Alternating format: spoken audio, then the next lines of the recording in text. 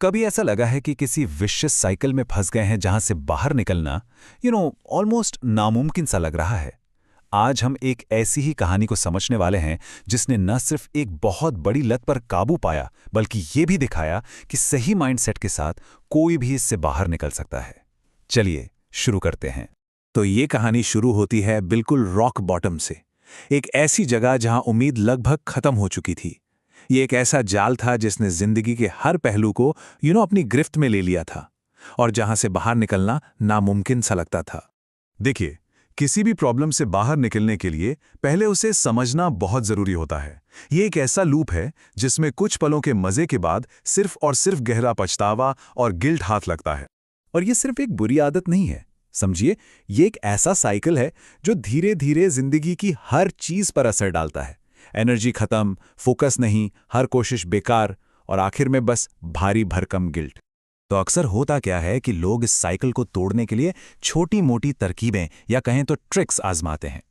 लेकिन इस कहानी का सोर्स ये बताता है कि ये तरीके प्रॉब्लम की जड़ तक पहुंचते ही नहीं हैं और इसीलिए फेल हो जाते हैं।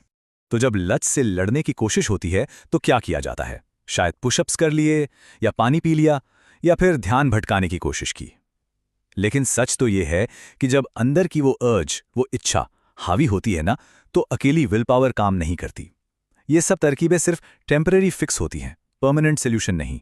इस सफर का a very big turning point तब आया जब एक बिल्कुल अलग और बुनियादी सवाल पूछा गया। चलिए देखते हैं कि वो सवाल क्या था। सोर्स के मुताबिक असल प्रॉब्लम विल पावर की कमी नहीं है, बिल्कुल नहीं, बल्कि किसी और ही चीज की बहुत बड़ी कमी है। और यही है वो पावरफुल रियलाइजेशन। ये जो बिहेवियर है, ये किसी की कमी नहीं बल्कि खुद के साथ एक टूटे हुए रिश्ते का, एब्सेंस ऑफ सेल्फ लव का नतीजा है। तो पहला और सबसे इंपॉर्टेंट सोल्यूशन है सेल्फ लव, मतलब खुद के लिए वही अनकंडीशनल केयर महसूस करना जो हम किसी ऐसे इंसान के लिए करते हैं जिससे हम बेहद प्यार करते हैं।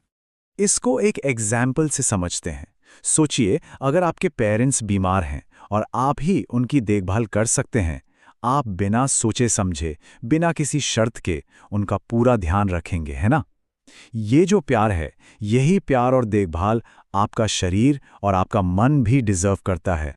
देखिए, सेल्फ लव का मतलब सिर्फ अच्छा महसूस करना नहीं है।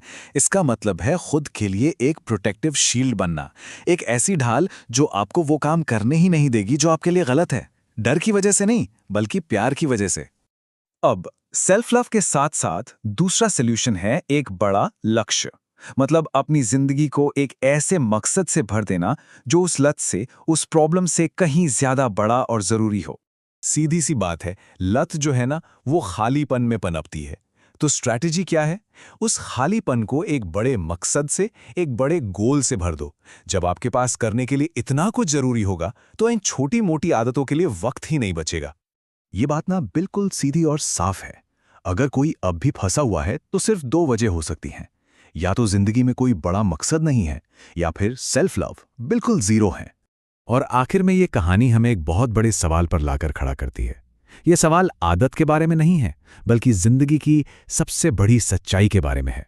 इस लत की असली कीमत क्या है? इसे समझने के लिए हमें उस एक डर के बारे में सोचना होगा जो हम सबको है।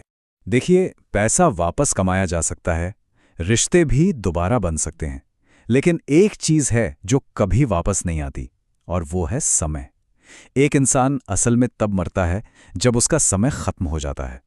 तो ये कितना बड़ा पैराडॉक्स है ना, कि हम सब मौत से डरते हैं, लेकिन उसी चीज को सबसे ज्यादा बर्बाद करते हैं जो जिंदगी बनाती है, हमारा समय।